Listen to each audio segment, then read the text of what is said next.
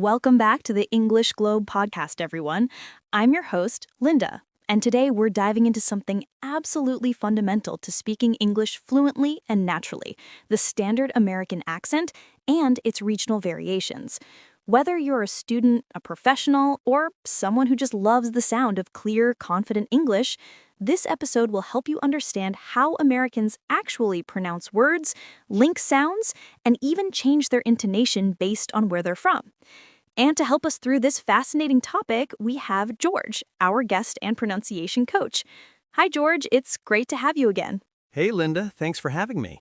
I'm excited about this one. I think this is one of the most important areas for learners because pronunciation is where you either sound natural or foreign, regardless of grammar or vocabulary. Absolutely. Many of my students often say, I know a lot of words, but when I speak, people still ask me to repeat myself. And usually it's not about grammar, it's about the sounds, the rhythm, and the accent. So, George, let's start with the basics. What exactly is the standard American accent, and why is it considered standard? Great question. The standard American accent, also known as General American English, is the accent you'll hear from most national news anchors, movie narrators, and many people in the Midwest or West Coast. It's called standard, not because it's superior to other accents, but because it's neutral. It doesn't reveal a specific region. It's clear, easy to understand, and widely taught to English learners. That's a good distinction. Sometimes students think standard means the best, but really it's just the most widely accepted form. What makes the standard American accent stand out compared to others, say British or Australian English? One of the biggest differences is the R sound. Americans pronounce the final R in words like car, water, father, or together. British English, especially received pronunciation, tends to drop that R when it's at the end of a word. For example, car in British English often sounds like ka, while in American English you'll always hear that R, car. Yes, the R sound is one of the most noticeable features, and learners often struggle with it because it's produced deeper in the mouth, right? Exactly. The American R is produced by curling the tip of the tongue slightly upward without touching the roof of the mouth. The sound resonates in the middle or back of the tongue. You don't want your tongue to touch anything. It's kind of floating. Try saying water slowly. Water.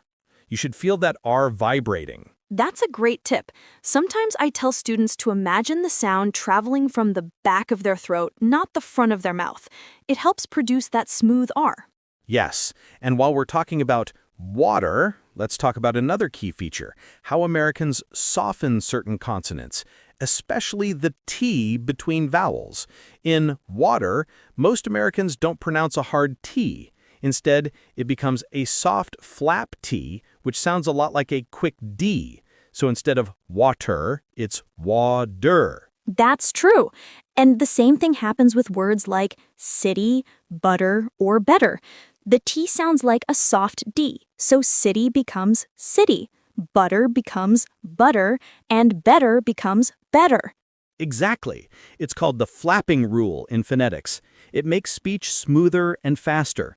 When learners try to pronounce every T crisply, it can sound overly formal or robotic. So if someone wants to sound more natural, they need to focus not only on pronunciation, but also on rhythm and connection between sounds, right? Absolutely.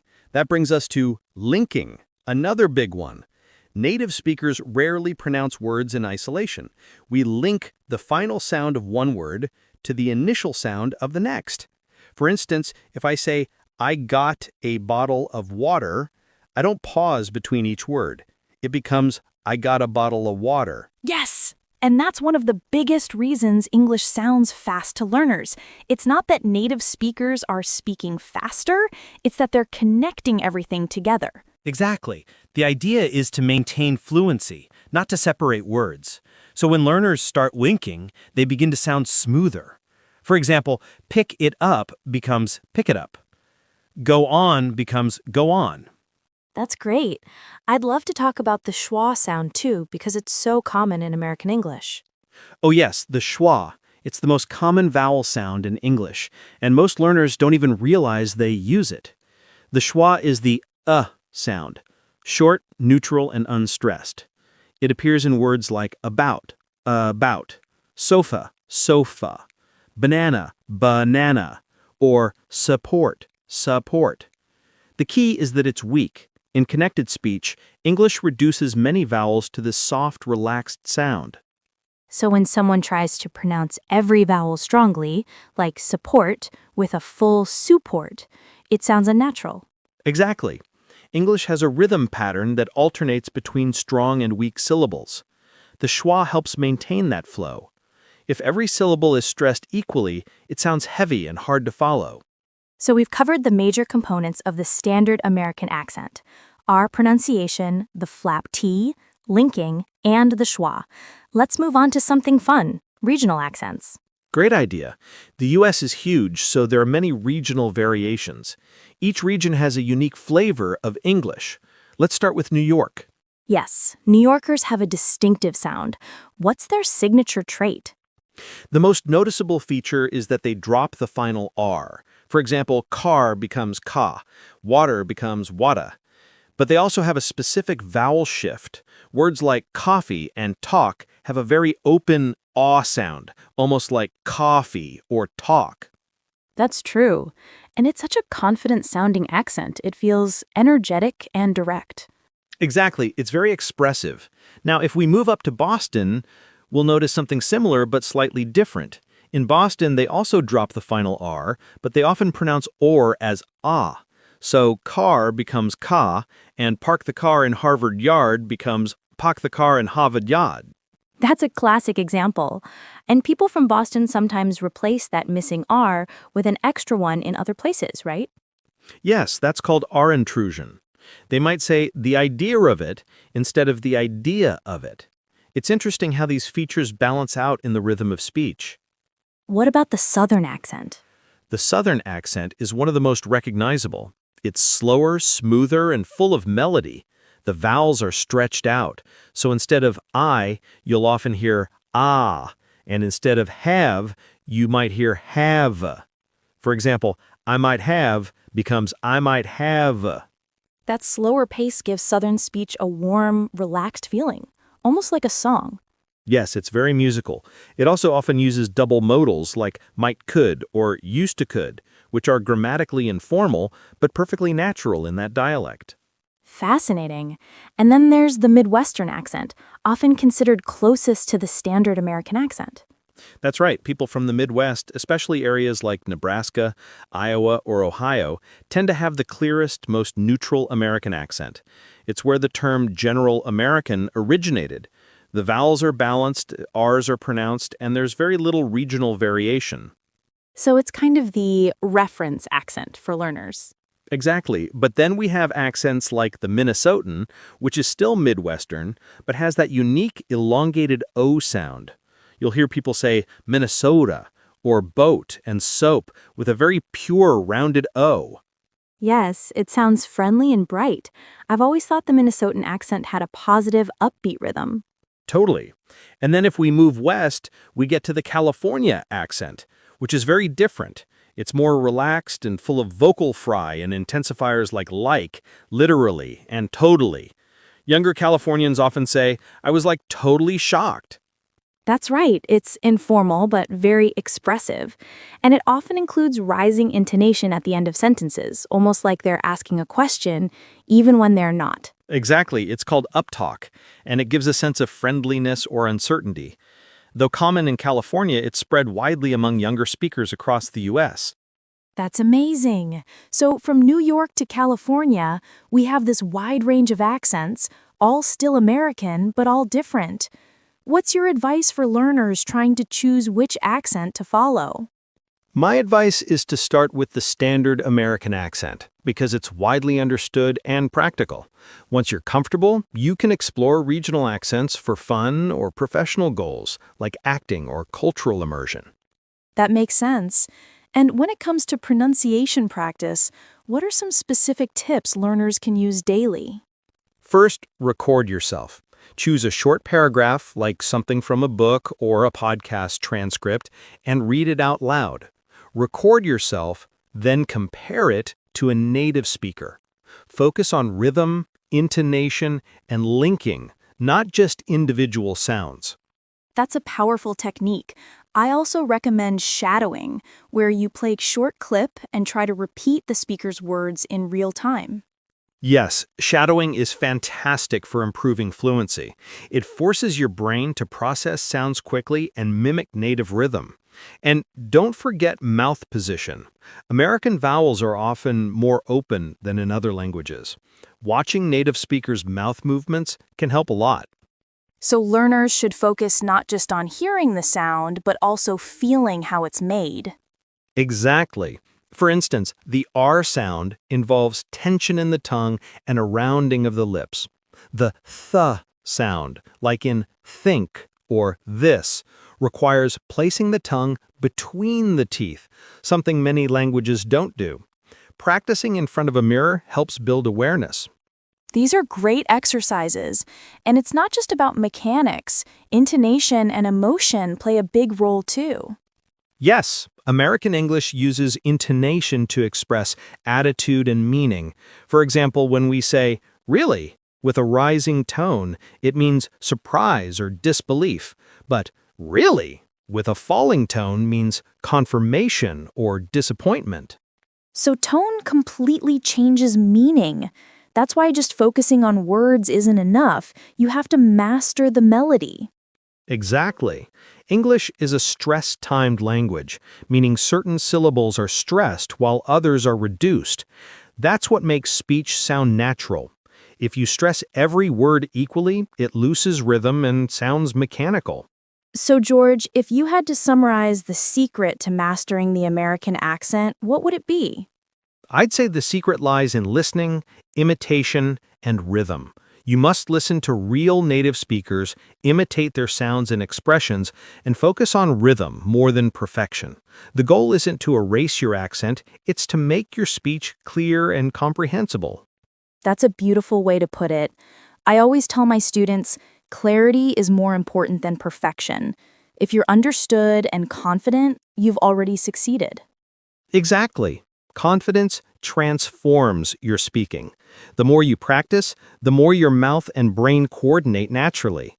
And once you get used to the patterns, like the flap T, the linking, and the schwa, you'll start thinking and speaking in English automatically. That's the ultimate goal, thinking in English, not translating. Yes, the moment learners stop translating and start speaking spontaneously, they cross into fluency. Well, George, this has been such an insightful session. I think our listeners are going to love practicing these sounds and exploring the regional variations we talked about today. And today's episode is something really special. We're going on a linguistic road trip across the United States, exploring how to pronounce the names of all 50 states with a standard American accent. I love this topic because it's fun, practical, and deeply connected to how we sound more natural when speaking English. The names of the U.S. states are a perfect exercise.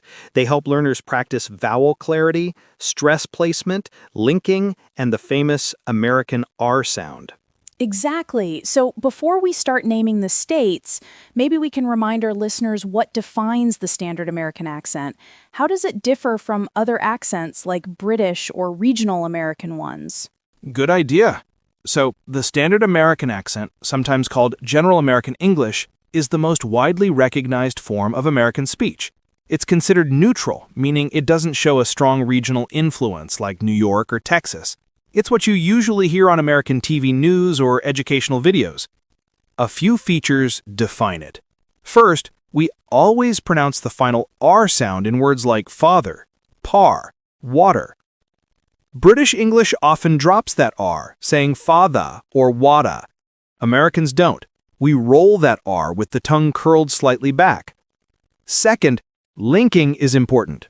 We connect sounds smoothly. So if I say a bottle of water, I don't separate every word, I link it. A bottle of water. And third, the schwa sound, that relaxed, neutral vowel you hear in words like about, sofa, or America. Americans use the schwa a lot in unstressed syllables. It makes the speech sound fluid and rhythmic. Yes, the schwa is like the heartbeat of American English. It helps create that smooth, musical rhythm. And when learners master that, their speech sounds instantly more native-like. Now, George, I think we're ready for the big part, pronouncing all 50 states. But we'll also talk about what to watch for. Tricky sounds, silent letters, regional differences. Shall we start alphabetically? Let's do it. Buckle up, everyone. This is going to be fun. All right, first up, Alabama. That's Alabama. The stress is on the third syllable, ba. Don't say Alabama or Alabama. Americans flatten that middle vowel with a schwa, Exactly. Soft, smooth, Alabama. Next, Alaska. Alaska. Stress on the middle syllable. Keep that lask sound crisp. Some learners mistakenly say Alaska with an ah that's too long. Shorten it. Perfect. Arizona. Arizona. Notice the Z-O. It's not Arizona. That's a common mistake. The American O here is rounded, zo. Great. Arkansas. That one confuses everyone. Oh yes, it looks like it should rhyme with Kansas, but it doesn't. It's Arkansas. The final S is silent. Right, just Arkansas.